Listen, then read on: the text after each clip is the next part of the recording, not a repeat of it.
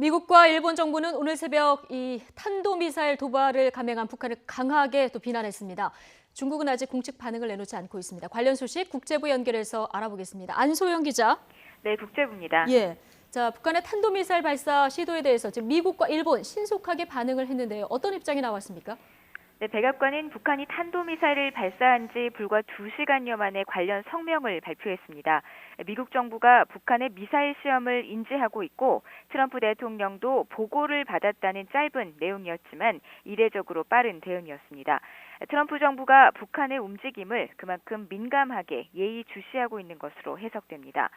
트럼프 대통령은 자신의 트위터에 북한의 미사일 발사는 중국을 무시한 처사라는 메시지를 올리기도 했습니다. 북한의 미사일 발사가 비록 실패했지만 중국 그리고 중국인으로부터 존경받는 시진핑 주석의 바람을 무시한 것으로 나쁘다고 적었습니다.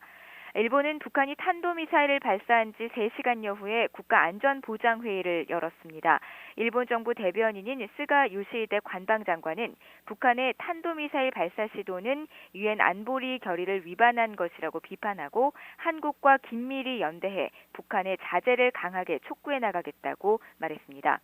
또 아베 일본 총리로부터 정보 수집, 분석에 전력을 기울여 국민에게 신속하고 정확한 정보를 제공할 것과 항공기 그리고 선박의 안전 확인을 철저히 해서 예측 못한 사태에 대비하라는 지시를 받았다고도 설명했습니다.